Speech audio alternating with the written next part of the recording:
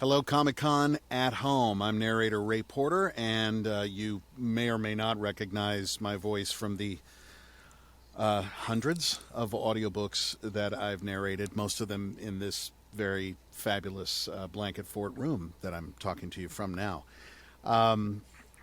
It's been an amazing journey. I get to do a lot of really cool sci-fi and fantasy stuff, and we have some of the best sci-fi and fantasy authors with us here today. We're going to discuss today the unique ways that these authors approach creating for Audible. Some of the feedback that, you don't have to share this, but some of the feedback, if you want to, that you've gotten from listeners over the years. And I just love this line, and I have to say it this way. This is the audible sounds of sci-fi. I hope they put an echo behind that. I'm sure they will. So I want to introduce, they should.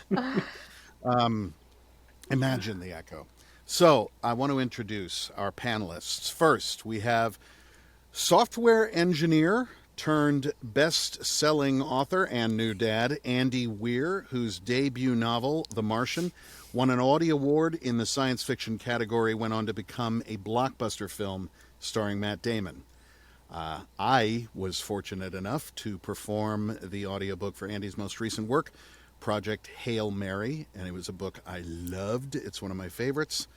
It's been sitting at the top of Audible's bestseller list since it released in May, and just got word yesterday that it is #1 in the New York Times bestsellers lists. Woo, jazz hands. Nice. I wasn't even trying to do that kind of reference, Faith, I love kind it. of jazz hands. Con hands.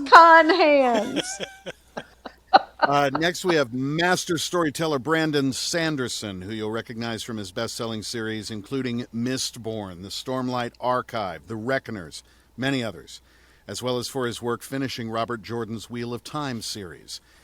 Brandon's latest release is Lux, an Audible original in the Reckoners series, performed by MacLeod Andrews, great narrator. Congrats, Brandon. Thank you. Next, we have Audie Award-winning New York Times and USA Today best-selling author Faith Hunter. Faith is the creator of dozens of stories, including the Jane Yellowrock series, the Soulwood series, and the Shining Smith series, which she wrote for Audible Originals. Welcome, Faith. Thank you. Last, and most definitely not least, we have Ken Liu, the Hugo, Nebula, and World Fantasy Award-winning author of The Grace of Kings, The Dandelion Dynasty, and many others. His recent Audible original, The Armies of Those I Love, was performed by Auli'i Cravalho, who you may also recognize as the voice of Moana. Welcome, Ken. Nice to have you all here. I'm going to start with a question for Brandon. Have you listened to your own works in audio? And how has that experience, how's that impacted you as a writer? I actually avoid it if I can, because if I'm reading through, preparing for another book, rereading a book in the past, I can take notes really well, and I can get in the mindset of, I'm just doing research. If I listen to the audiobook, it's like I'm listening to the final thing, which is good, but it also makes my brain cringe at everything, every little mistake I make. But my assistants all love the audiobooks. The Stormlight Archive in particular, it's done by Michael Kramer and Kate Redding, who are two of my favorite readers. I grew up listening to them on the Wheel of Time. And so once I hear their voices, I go into this mindset of, oh no, I could have written that sentence better. I could have fixed that. I made Michael read that. And so it usually happens when I get in the car, because I'll be doing some sort of phone call or some sort of thing, and my assistant will be driving me somewhere, and he's got the audiobook on for a few seconds before, my call starts or something, and I have to listen to it and be like, oh, don't say anything stupid, Michael, because it'll be my fault if you do. Oh, man. What's it been like for you, Faith, Ken, Andy? I don't listen to my own work. I have people that already have enough voices in my head. I don't want to hear anybody else added to it. But part of the problem for me early on was before I got Christine, and when I was still writing as Gwen. I was writing women's fiction, women's thrillers, medical thrillers. And the narrator and I did not see eye to eye on a number of things. And she read too fast. She would do, I was never thrilled. But man, when I got Christine, she made all of the fans happy, and I have fought to keep her through all of these books from the very first fantasy I ever wrote. I have fought to keep her, and now that I'm writing some sci-fi again, fought to keep her. So no, I don't That's listen, great. but man, I know how important voice is. What about you, Ken? I don't seek out audiobooks of my own work for much the same reason that Brandon and Faith have already mentioned. I get very cringy when I listen to my own work performed because I see all the flaws in it that I don't notice. But there's another reason which hasn't been mentioned so far, I guess. It's that I view the audiobook as a separate thing. I view it as a separate creation. There's another artist who goes in there who has to perform it. And I don't want to feel like I want to, I can't control it, and I don't want to feel like I'm intruding by going in there and critiquing someone else's work. So I sort of try to avoid that because oftentimes the audio performer will interpret things a specific way out of all the many other interpretations possible. And I don't want to have that one interpretation be the dominant way. It's sort of like, if you're writing an ongoing series and it's already been turned into TV, you don't really necessarily want to watch that because then the actor's interpretation becomes the dominant interpretation, and it's very hard for you to then do your own thing. So that's part of the reason why I avoid it. Okay. Now, Andy, I know you've probably listened to Project Hail Mary that I've narrated at least 50 times by now. What's that like for you? Well, it was particularly cool because, as I'm sure you know, we had, I don't want to give spoilers to anyone who hasn't read the book, but there's part of the book that is very difficult. Yeah. Very difficult to convey in an audio format. And I think the thing that the folks at Audible came up with was just a great solution. I did listen to it, and it's fantastic. And what's interesting is I see a lot of people online posting reviews saying like, okay, read it via audiobook if you can, because it adds like a whole new dimension to the audio, because in events that happen around the second act, the audio plays a big part, and it's not just Ray's voice going on. I mean, Ray's the only narrator. No, but there's some other sound effects that work elements, really well. Yeah, to it. Yeah. So, Brandon, you've had several narrators, Brandon, over the course of your career, and many recurring narrators over the course of your series. Do you find that there's an author-narrator collaboration? How does that work for you? For me, the real only collaboration has happened with Michael and Kate, because I asked for Michael on my second audiobook ever, once I had enough influence to kind of push the publisher. And as soon as they were willing to give me two narrators, I pushed for both of them because, again, they did the Wheel of Time. They're a couple, and he will do the male viewpoints, and she will do the female viewpoints. And it just, I grew up listening to those, and it was really exciting to get to know them. And now, when I write a series, the later Mistborn books, there's a character who, one of his whole things is he puts on a hat and he takes on the accent and the mannerisms of who owned the hat. And I try to come up with the weirdest accents I can to make Michael try to read them. And he'll call me and be like, really? And things like that. And sometimes one of the most fun I've had is when I do signings in DC. They like to come and do the reading portion of the signing for me. And so I kind of get to turn it over to them. And it's actually, I don't know if you know, Ray, it's really surreal for us to hear the I'm sure. voices of the characters come out of the mouth of a person that is not the character.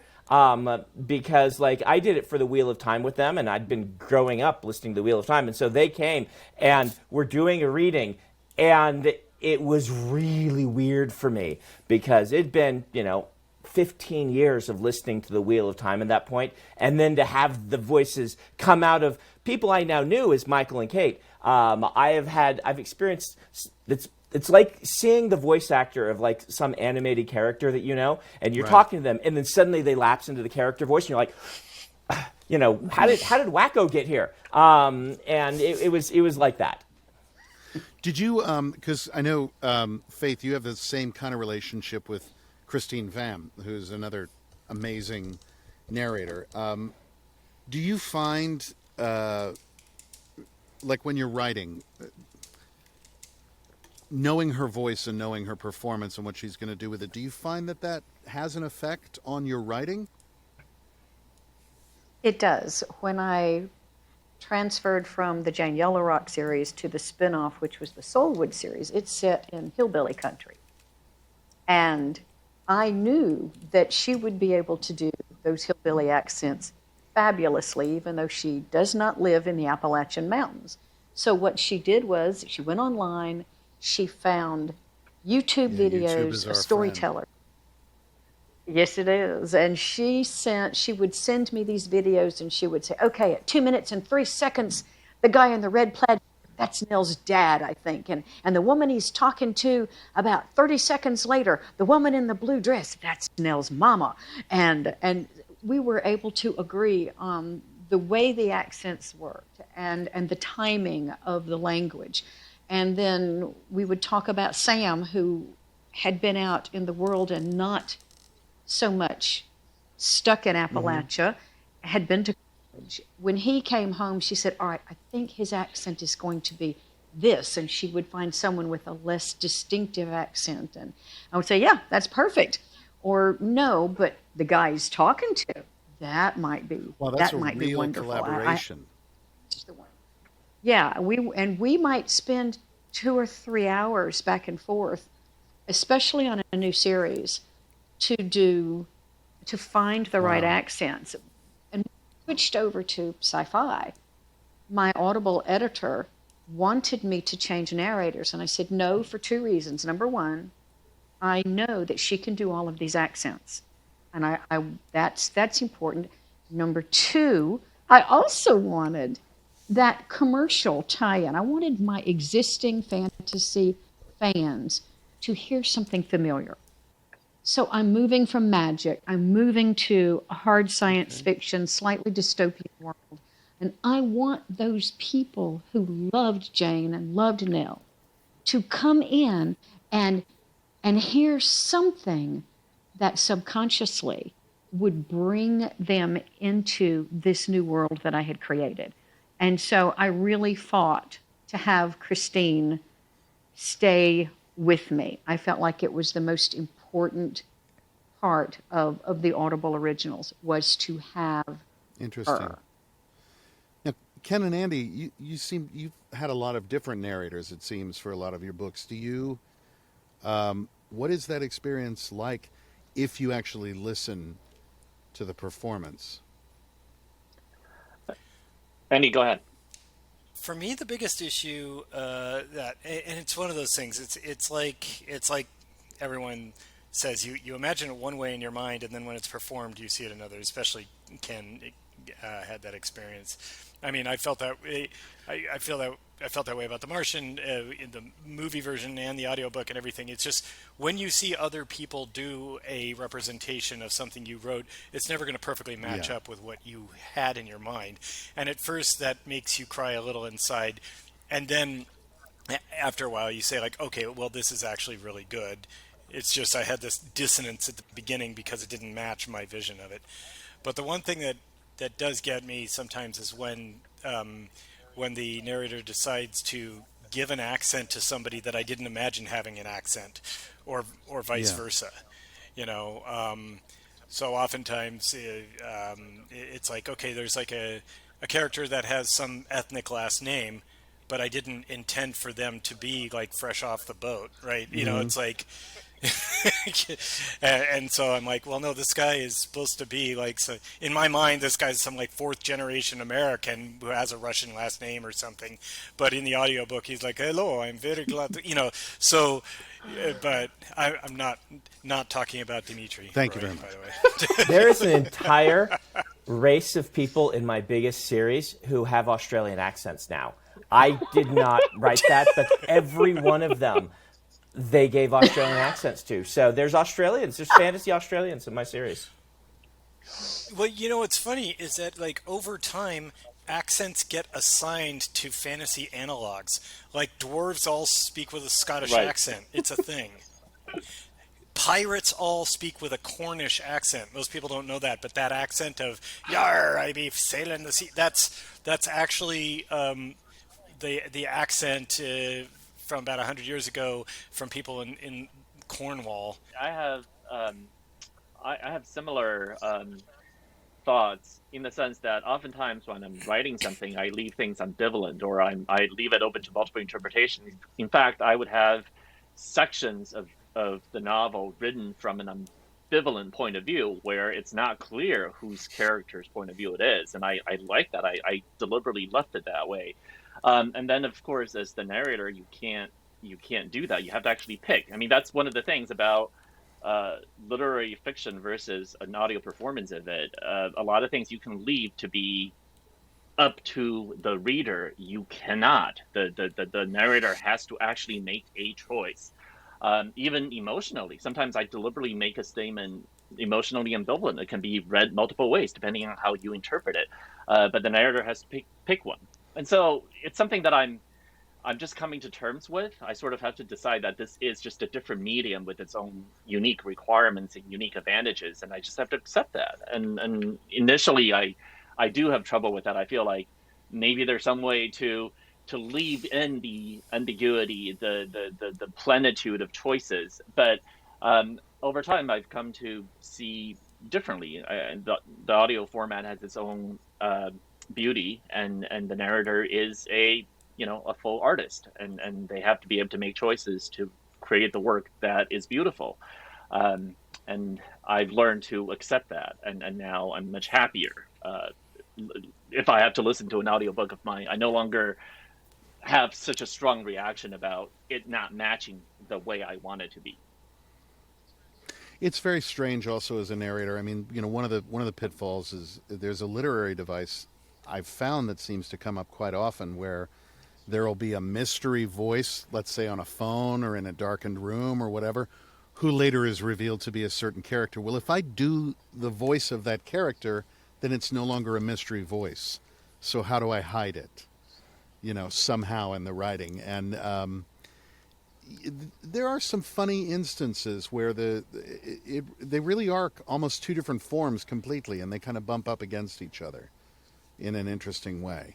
Yeah, I ran into that listening to one of the Culture novels where there was a character who was a robot, and I was just thinking about this when Ken was talking, where they are actually imitating someone else, and like it's a big plot point that I got in a very different way because all that happened at the end is the audiobook narrator changed voices for the character, and there was no textual indication. It was just the voice change saying morphing between characters. So you can do really cool things with audio. In that regard, I think. I mean, when I want to be charitable about what I do for a living, I try to think of it as like some extra Crayolas in the box for the author. That there's this added dimension, and that kind of ties into the next thing. And starting with you, Ken. I mean, you're writing an Audible original. So that's going to be different than, it's coming out in print and audiobook. It's an Audible original. And I'm going to be asking all of you this, please, chime in. But what does that do to your writing, as you're attacking the story? It's a big challenge. I've actually had to learn how to write for Audible original as a unique form. So I'm one of those writers where when I'm writing something, I don't write it with the aim of it being adapting to something else. I know there are writers who write with the specific aim of eventually seeing it on screen. When you have that sort of idea, then the story itself is sort of like, just the raw material to your ultimate vision. It's not the final thing. I'm not like that. I actually really believe that the thing I'm writing is the final thing. So I do certain things that are very unique to literary fiction. So for example, here's a page from one of my books, and it's a good example because the way it's written is it's the same story retold 3 times, each time with certain words cut out, which is what all the blank spaces are. Now, you can imagine that sort of thing is impossible to really perform as an audiobook. What is the audio narrator going to do? Take long pauses? I mean, what are they going to do? It's not really suited for that kind of thing.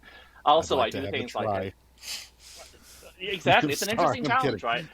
I put in pictures, I put in tables, things like that, which are even bits of programming code. I mean, again, this is one of the. So here is a story that is the first story in my collection. It starts out with a bit of Lisp and some call diagrams. So things like that are very difficult for audio narrators to perform. And I almost wish we gave audio narrators more tools or more communication with the author. So, if there were time and opportunity, I would have rewritten that entire scene for the audio performance so that it will be a different thing than the printed version.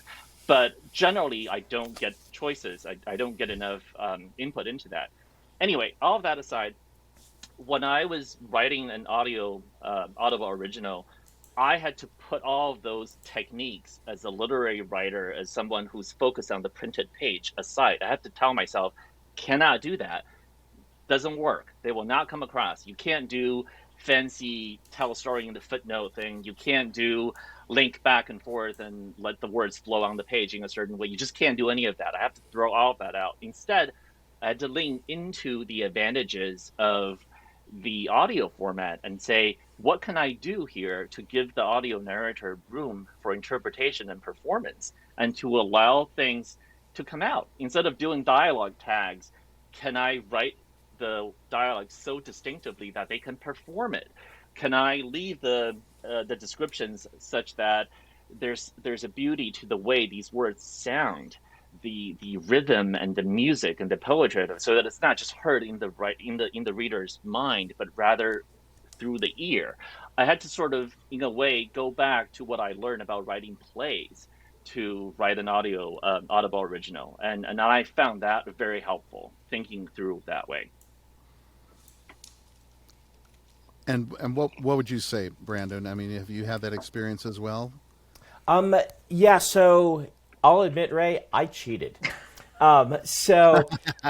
Good. Lux is my first Audible original, but I've actually written one book for audio format before this. And I went and grabbed a co-author who is an audiobook narrator, Mary Robinette Cole, and I said, Mary. help me do this. And she and I wrote the book together. And she showed me a bunch of the tricks that you do for writing directly for audio. And it's just little things where she says, oh, if you put just a breath here for the narrator, so then that breath can take the place of this line that you're writing here, and did a whole bunch of things with the prose that was really fun for me to just kind of get a high-level course from a master in doing that. And so I've been trying to apply that now. What I'm doing with these, with Lux, for instance, is I actually started an audiobook company a few years back because I noticed that my fans really liked audiobooks. A lot of my more recent books have been over 50% audiobook on total sales. And so I'm like, well, I ought to have a little production company that's doing these. And it's been very liberating in some ways because all the stuff that I wanted to happen in Hollywood that has never happened, right? I'm like, well, I can't make a film, but I can treat this project like the television series based on my books, and I can do things specifically intended to be like that. And so Lux is it's my second release from this company, where the idea being that, hey, I can't make movies of the Reckoners. They were owned by Fox, and who knows what's happening at Fox. But I can make, You mean An audio Disney? series. What's that? Yeah, Fox, mean Disney, Disney? whatever. And so A mouse will eat now, a hole. Yeah. this book is basically me being in the producer's seat a little bit. I also have a co-author on this one, a good friend of mine, and we collaborated on the project. I said, I feel like I finished my trilogy of the Reckoners novels, but I really love this world. Let's do a standalone in this world. Let's do something with it. Let's adapt it, and together we've come up with this thing, and it's for audio, right? Because I'm viewing this like doing film without the actual film, and that's how we've been approaching it. Interesting.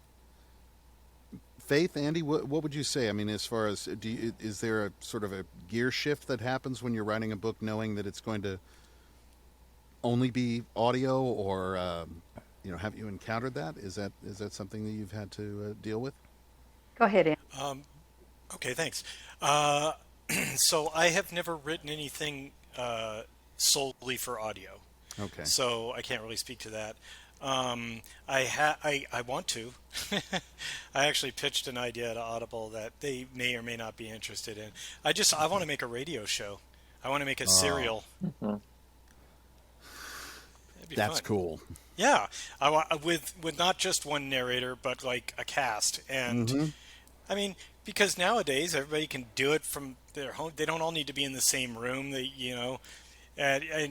And so a cast. And so I actually was like listening to old episodes of The Shadow, which was incredibly popular in the day. Starring I think Orson Welles was the main character, the voice of the main character. Only the shadow knows. It's just interesting. Who knows I was like, what evil lurks in the hearts of men? The shadow knows. Yes. But I wanted to see, like, I was thinking like, I want to make a brought to you by Morton Cigarettes. Morton Cigarettes. Are you having a tough time in junior high school? Morton Cigarettes for you. Nutritional for the nursing mother, Winston. Yeah. Nutritional for the nursing mother. Now, barbiturates for your baby. But we need to stop.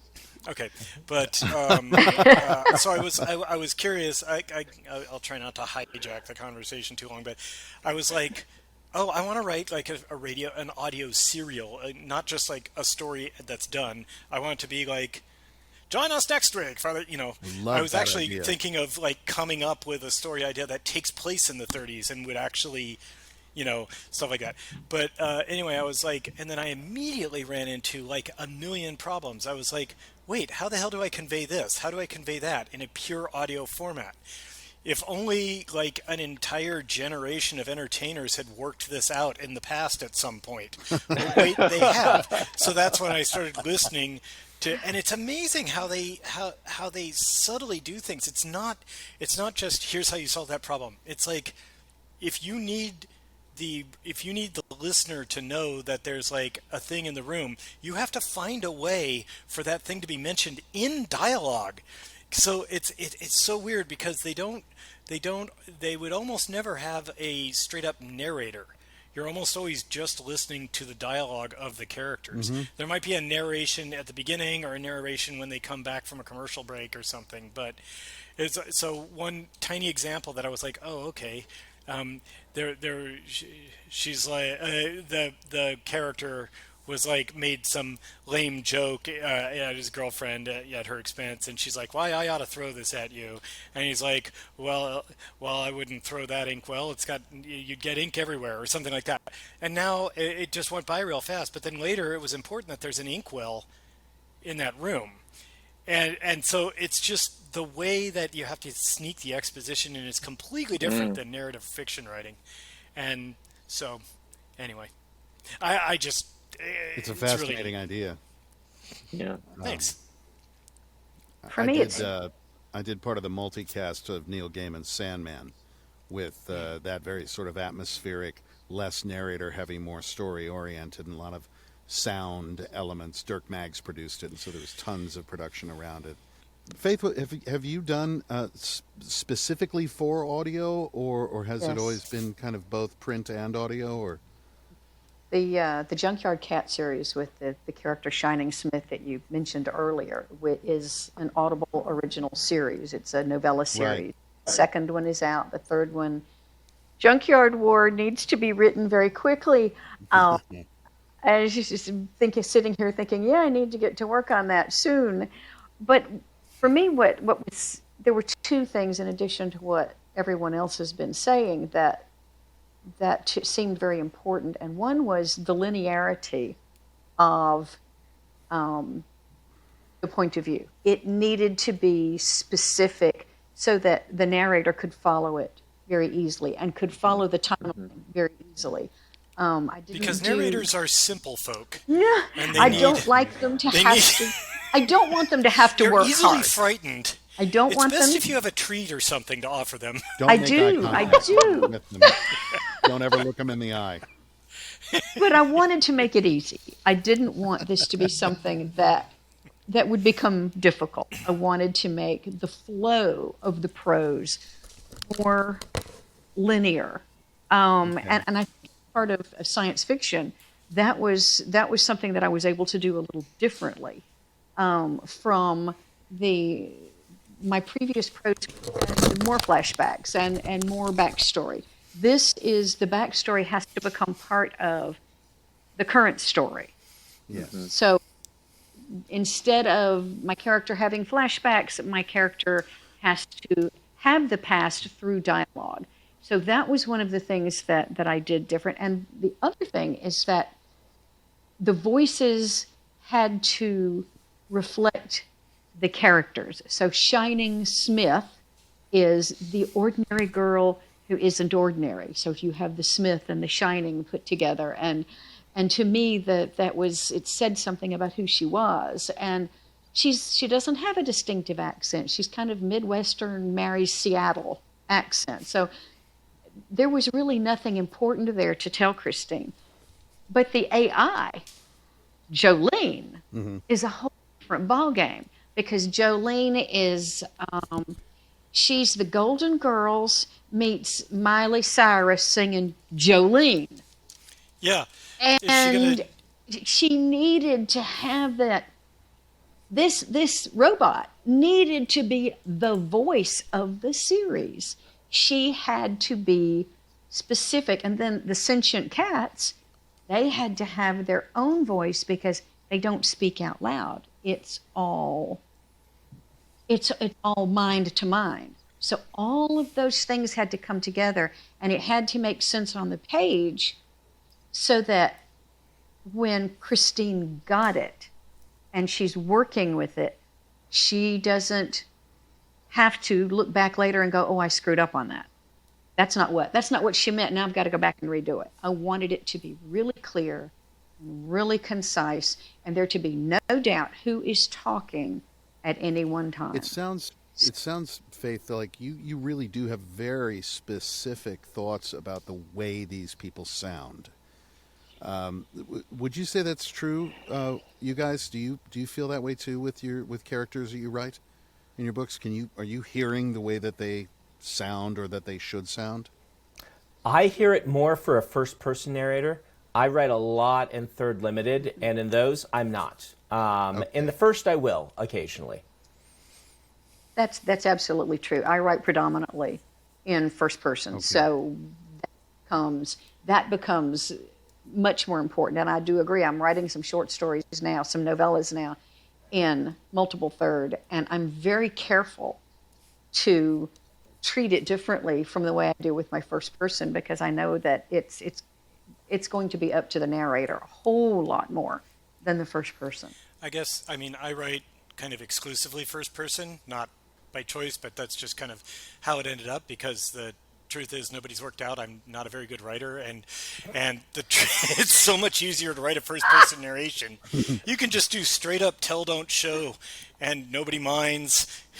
I was very angry about that, and everybody will let you get away with that in first person, But Andy, wasn't The Martian like 1/3 in third person though? I think you might be. Yeah. That's fair. Well, thank you. but Faith, of course, especially for she was writing specifically for an audio production. So of course she had Right. what is this going to sound like on her mind all the time. No, absolutely. For me, I don't really think about accents and intonation and stuff like that at all because I don't have like this very detailed imagination. For me, like my characters are just sort of blobs in my mind. Like I don't like when I finish a book, I can't even tell you like what what hair color the main character had, or stuff like that. And so it's just I don't know. Different people have different internal movies, and for me it's the same. Different internal phonographs. Take your pick.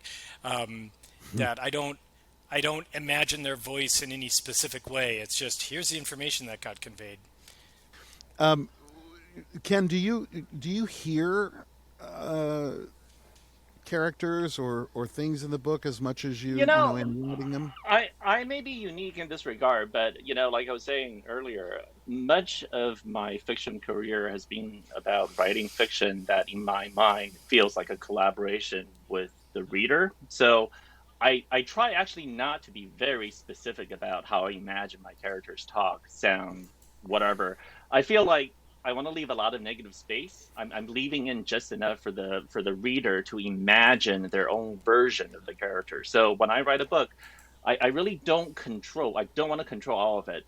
I prefer to leave enough space in there that the reader can fill it in with their own experience, their own expectations, their own way of looking at the world, and then the story is complete in that moment when the reader puts themselves into my work.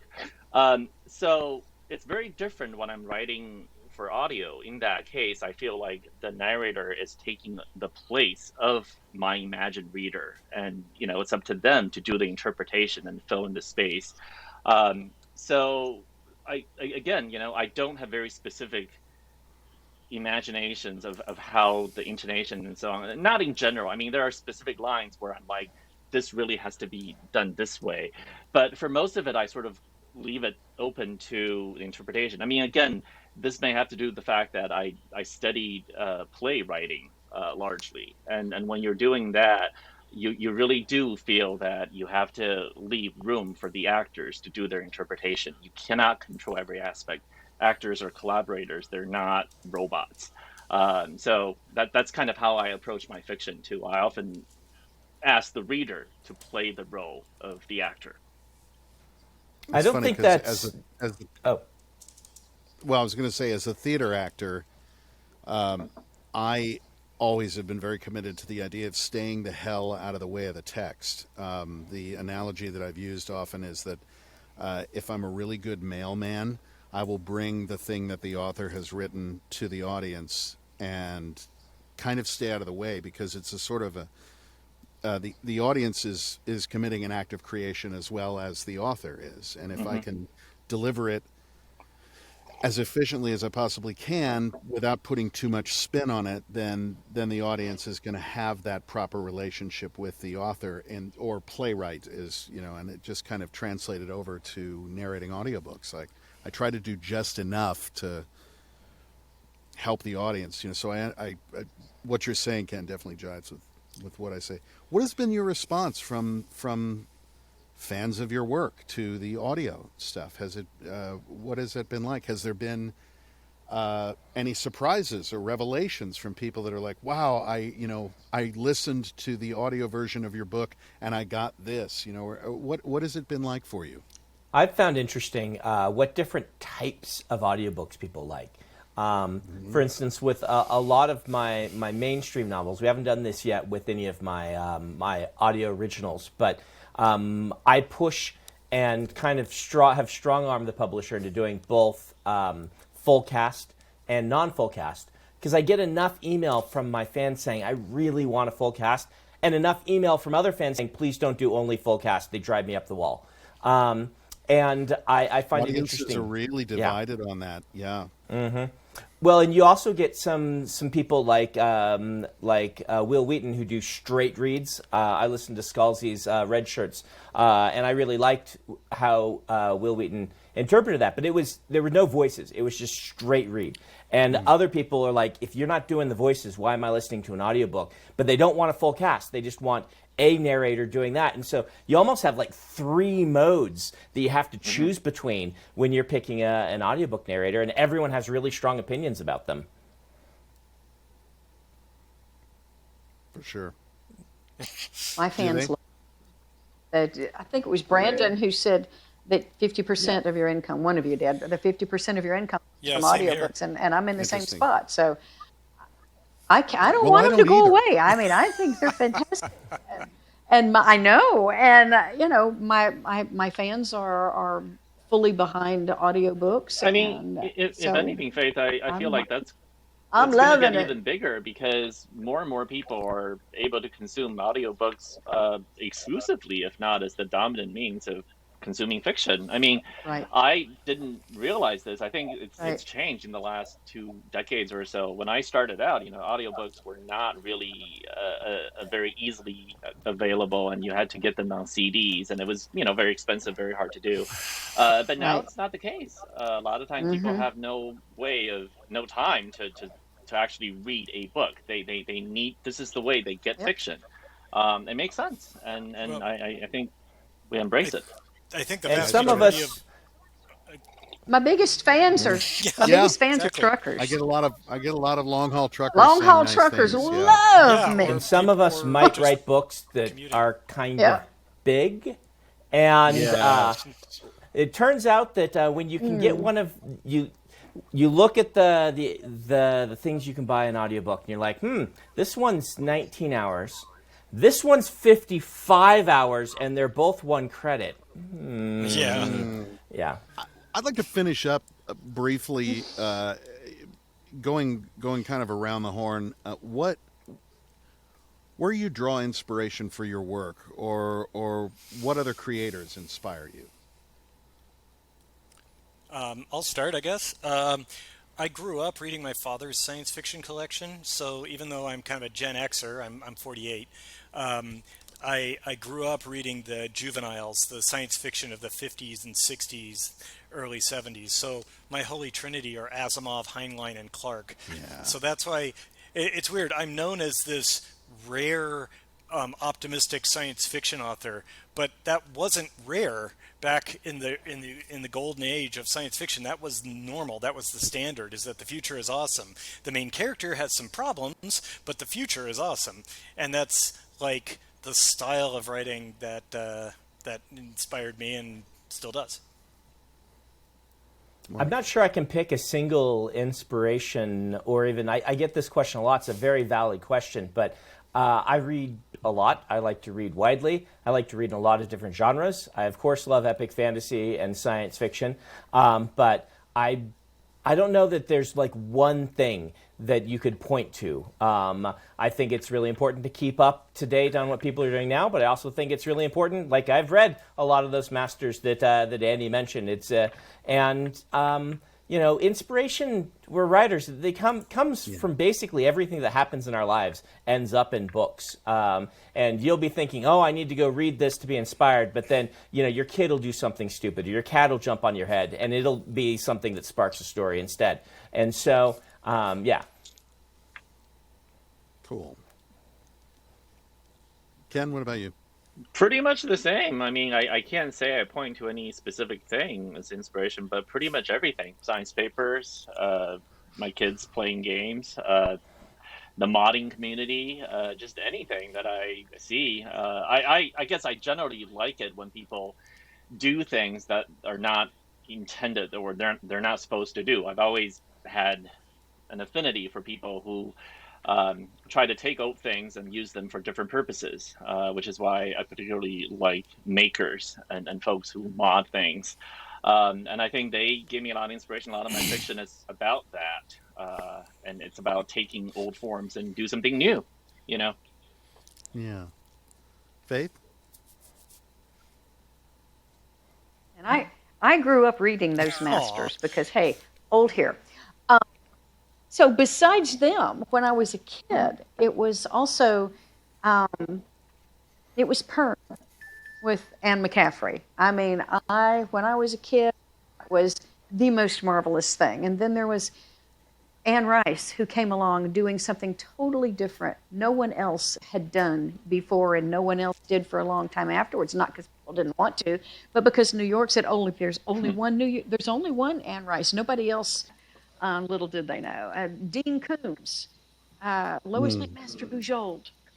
I mean, you can't beat her. Romantic comedies and and what a lot of people call fluff, but is really hard stuff to write. So I do a lot of reading. That's amazing. Well, you guys inspire me. See how I tied that up in a thank bow? you. Thank you for being here. And I wish you all the best. And I'm looking forward to more books coming from all of you, hearing more stuff on Audible, and maybe even getting to narrate some of it. That would be fun.